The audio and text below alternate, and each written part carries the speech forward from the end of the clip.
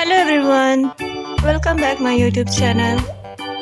Last video में हम लोगों ने नर्सरी का सिलेबस देखा था, जो कि मैंने वीडियो कंप्लीट कर दिया है। आज हम लोग एलकेजी का सिलेबस देखेंगे, ठीक है। और ये 2024 से 25 तक का बेस्ड है, और ये सीबीएसई और आईसीएसई बोर्ड का है, और जो सब्जेक्ट है वो मैथ्स का है। और अगर मेरे कोई चैनल पर नहीं आए हैं तो मेरे चैनल को सब्सक्राइब कर ले और बेल आइकन को प्रेस कर ले, ताकि जो भी मैं वीडियो अपलोड करूं तो आपके पास नोटिफिकेशन चला जाए और आप मेरी वीडियो को आराम से देख सकेंगे। तो चलो वीडियो को स्टार्ट करते हैं। और अगर आपको नर्सरी का सिलेबस चाहिए तो मैं उसका लिंक डिस्क्रिप्शन बॉक्स में दे दूंगी, आप चाहे तो जाकर के मेरे चैनल में जाकर के देख सकते हैं। ओके देन, चलो स्टार्ट करते हैं वीडियो को।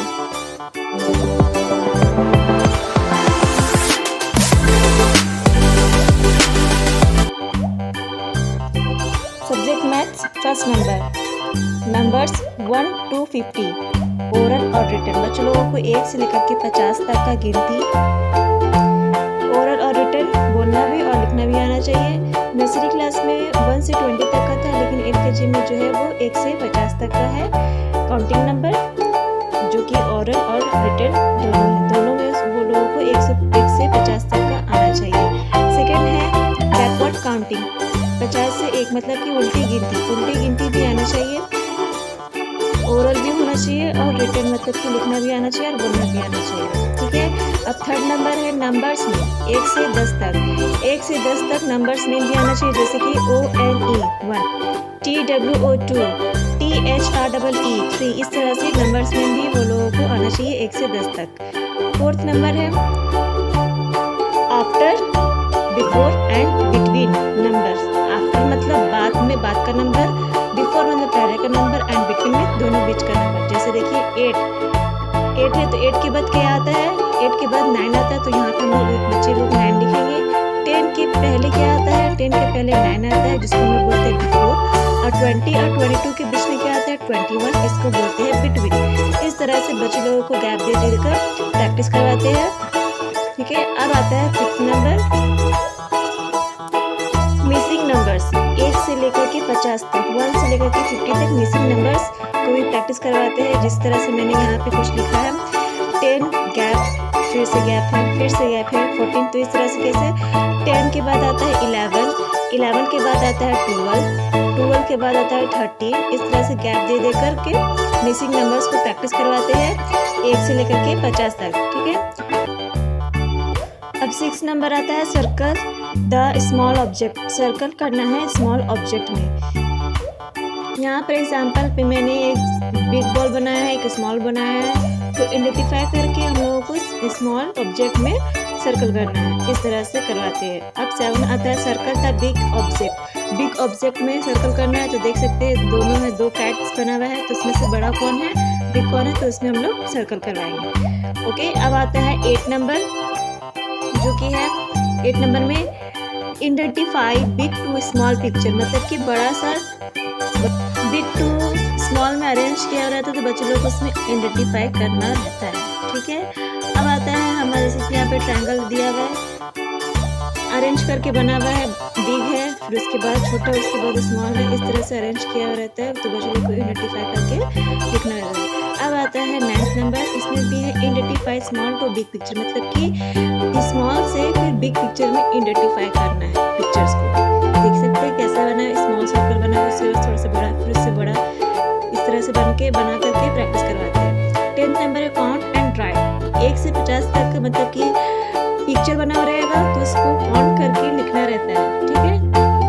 इस तरह से जैसे मैंने यहाँ पे फ्लावर बनाया है, 4 फ्लावर, 1 2 3 4, तो ये गिन करके काउंट करके उसमें बॉक्स में फिल करना होता है, ठीक है। अब आता है 11 नंबर। 11 नंबर में है असेंडिंग ऑर्डर, मतलब कि छोटा से बड़ा, ठीक है।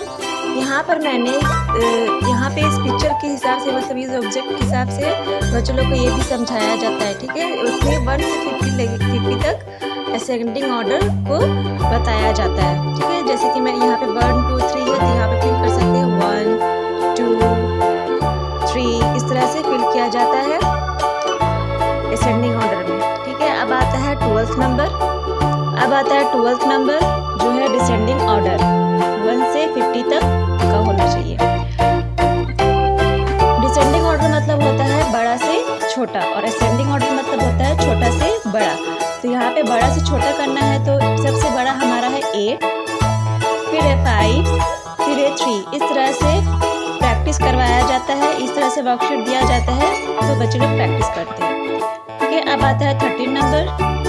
13 में है शेप्स। शेप्स को कॉन्सेप्ट दिया जाता है, जैसे कि सर्कल, ट्रायंगल, स्क्वायर, रेक्टेंगल, ये सब के बारे में बताया जाता है। शेप्स के बारे में सारा कॉन्सेप्ट दिया जाता है। ठीक है, अब आता है 14 नंबर। 14 में है कंप्लीट दी पैटर्न। कंप्लीट करना है पैटर्न को।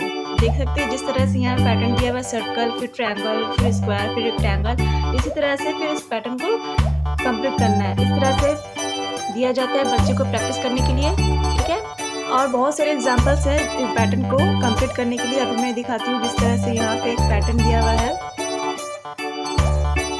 ये देखिए यहाँ पे एक पैटर्न है, स्टार है, सन है, इस तरह से दिया हुआ है। तो यहाँ पर जैसे कि मून है, फिर स्टार, फिर सन, फिर मून, फिर स्टार, तो यहाँ पे सन होगा। इस तरह से प्रैक्टिस करवाया जाता है। पैटर्न दिया जाता है बच्चों को प्रैक्टिस करवाने के लिए।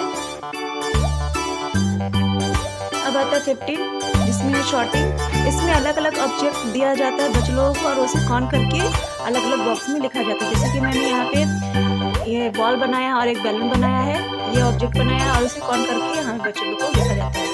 ठीक है, जिस तरह से यहाँ पे बॉल है 5, फिर उसे काउंट करके बैलून कितना है उसे काउंट करेंगे, फिर उस बैलून के बॉक्स में लिखेंगे कितना बैलून है। इस तरह से शॉर्टिंग का दिया जाता है प्रैक्टिस करने के लिए। अब आता है 16 नंबर, जो है pre maths concept. Pre maths concept भी दिया जाता है, जैसे कि हो जाता है big and small, big small, tall and short, जैसे वन एंड मनी है, more and less, long and short, full and empathy, heavy and light, same and different, thick and thin, ये सब बताया जाता है। ये तो हो गया मैथ्स का सिलेबस। अब आता है इंग्लिश का सिलेबस। फर्स्ट में है प्री राइटिंग स्ट्रोक्स। फर्स्ट है स्टैंडिंग लाइन। देख सकते हैं एक स्ट्रोक से दूसरी स्ट्रोक तक डॉट्स को कंप्लीट करना रहता है स्टैंडिंग लाइन में। देखिए जिस तरह से कर रही हूँ मैं, इस तरह से दिया जाता है बच्चों लोगों को प्रैक्टिस करने के लिए। स्टैंडिंग लाइन हो जाएगा, फिर स्लीपिंग लाइन। स्लीपिंग लाइन में देख सकते हैं एक डॉट से दूसरी डॉट तक इस तरह से कंप्लीट किया जाता है। इस तरह से बच्चों लोग को भी दिया जाता है कि वो भी इस तरह से कंप्लीट करते हैं। फिर आता है स्लैंटिंग लाइन। स्लैंटिंग लाइन में राइट होता है और लेफ्ट होता है। ठीक है, अभी मैंने सिर्फ राइट को ये लेफ्ट कर दिया है। अब आता है कर्व्स। कर्व्स देख सकते हैं किस तरह से मैंने ये बनाया है। इसी तरह से बच्चों लोग को भी दिया जाता है, वो भी प्रैक्टिस इस तरह से करते हैं। कर्व्स में थोड़ा सा मुश्किलें होती है, लेकिन वो प्रैक्टिस करने के बाद वो फिर उन्हें आने लगता है। ठीक है, अब आता है हमारा सेकेंड नंबर। सेकेंड में है capital letters A to Z। Capital letter भी आना चाहिए बच्चों लोग A to Z, ओरल और रिटन दोनों। इसमें पहला आता है आइडेंटिफिकेशन, मतलब आइडेंटिफाई करवाते हैं और पिक्चर की हेल्प से आइडेंटिफाई करवाते हैं कि ऐसे क्या होता है, इससे कौन सा ऑब्जेक्ट होता है, जैसे कि ऐसे एप्पल, बी सब इस तरह से करवाते हैं, आइडेंटिफाई करवाते हैं। बी है राइटिंग। A to Z लिखने का तरीका बताते हैं, किस तरह से लिखा जाता है ये बताया जाता है, प्रैक्टिस भी किया जाता है। अब आता है तीसरा आता है object related to each letter. ठीक है, ऑब्जेक्ट मतलब लेटर के हिसाब से कौन कौन सा ऑब्जेक्ट होता है, जैसे कि A फॉर एप्पल होता है, B फॉर बॉय होता है, C फॉर कैट, इस तरह से बताया जाता है। अब आता है थर्ड नंबर। 3 नंबर में है स्मॉल लेटर्स, मतलब स्मॉल लेटर्स भी दिखाया जाता है कि एक स्मॉल लेटर्स कैसे लिखा जाता है। पहला उसमें आइडेंटिफिकेशन, उसको भी समझाया जाता है कौन कौन से होते हैं। फिर राइटिंग A B C किस तरह से लिखा जाता है, स्मॉल लेटर, कैपिटल लेटर, इस तरह से बताया जाता है। और फिर capital and small letter matching, capital और स्मॉल लेटर को मैचिंग भी किया जाता है, जैसे कि मैंने एक तरफ कैपिटल लेटर लिखा है, दूसरी तरफ स्मॉल लेटर लिखा है, इस तरह से मैचिंग भी करवाया जाता है। इस तरह से मैचिंग दिया जाता है और बच्चे इससे प्रैक्टिस भी करते हैं। फोर्थ नंबर है वोवेल्स। बच्चों लोगों को वोवेल्स भी बताते हैं कि 5 वोवेल्स होता है, जो A E I O U 5 vowels होता है, इसके बारे में बताया जाता है कि और इसे आइडेंटिफाई करवाया जाता है, जैसे कि यहाँ पे identify and underline the vowels. इसमें बच्चों लोगों को आइडेंटिफाई करवाया जाता है कि जैसे सन है तो सन में हमारा वोवेल्स कौन सा है, U है। S तो नहीं है लेकिन U है, तो U में अंडरलाइन करवाया जाता है। वोवेल्स हमारा 5 और बाकी सब जो बचा हुआ है वो कॉन्सोनेंट्स है। ठीक है, देखिए जिस तरह से यहाँ पे मैंने 4 वर्ड लिखे हैं। हैन में हमारा है ई है वोवेल्स। मैप में ए है वोवेल्स। इस तरह से बताया जाता है वोवेल्स के बारे में। अब आता है 5 नंबर जो है फोनिक साउंड्स। बच्चों को फोनिक साउंड्स बताया जाता है ABCD का, जैसे कि ए का आ, बी फॉर बा, इस तरह से बताया जाता है। 6 नंबर है CBC words. AEIOU family words, जैसे है एग्जाम्पल में बैग, टॉप, बीन, पिन। इस तरह से वर्ड्स बच्चों को ज़्यादा प्रैक्टिस करवाया जाता है ताकि वो लोगों को रीडिंग करने में कोई प्रॉब्लम ना हो। CBC में ये वर्ड्स बताया जाता है। फर्स्ट है identify the picture and circle correct word. Identify करना है पिक्चर को और उसमें सर्कल करना है। तो ये है बॉल, तो हम लोग बॉल में सर्कल करवाते हैं। इस तरह से वर्कशीट देते हैं बच्चों लोग को और वो लोग प्रैक्टिस करते हैं। ये है टब, तो टब या बग किस में होगा, तो ये टब में होगा, तो टब में सर्कल करना है। इस तरह से दिया जाता है, एक्सरसाइज को किया जाता है। बी में है look at the picture and fill the correct letters. Picture को देखना है और उसका करेक्ट लेटर्स को लिखना है। तो पिक्चर में हमारा क्या बना हुआ है, हर्ट बना हुआ है, तो हम लोगों को हर्ट लिखना है। तो हर्ट होता है H से, तो HUT हर्ट। इस तरह से एक्सरसाइज करवाया जाता है। सी में आता है identify the picture and right the word. Picture को आइडेंटिफाई करना और उसके वर्ड्स को लिखना है। सिंपल से इस तरह से दिया जाता है। जैसे कि पिक्चर में बना हुआ है कप, तो कप लिखा जाएगा CUP कप। जिस तरह से इस तरह से दिया जाता है बच्चों लोगों को पढ़ने के लिए। दूसरा है टब, तो टब लिखा जाएगा। ऐसे प्रैक्टिस करवाया जाता है। अब आता है 7th number use of this and that. This और दैट का यूज किस तरह से होता है। दिस मतलब होता है पास में, दिस इज अ बुक, ये एक बुक है। मतलब जो ऑब्जेक्ट हमारे पास में है तो उसमें हम लोग दिस लगाएंगे, और जो ऑब्जेक्ट हमारे से दूर है तो उसमें हम लोग डैट लगाएंगे। तो डैट इज अ बुक, वो बुक है, वह बुक है। इस तरह से बताया जाता है। 8 नंबर है 2 लेटर वर्ड्स। 2 लेटर वर्ड्स भी बताया जाता है, जैसे कि ऑफ, माई, ऑन, नो। इस तरह से 2 वर्ड्स का भी ज़्यादा से ज़्यादा प्रैक्टिस करवाते हैं। 9th है स्लाइड वर्ड्स। स्लाइड वर्ड्स के बारे में बताया जाता है। इसमें भी यही पर्पस है कि उन्हें रीडिंग करने में कोई दिक्कत ना हो। स्लाइड वर्ड्स में this, that, his, the, with, इस सब वर्ड्स का वो लोगों को प्रैक्टिस करवाया जाता है ताकि वो लोगों को रीडिंग करने में कोई दिक्कत ना हो आगे जा करके। ओके, अब आता है हमारा 10th नंबर।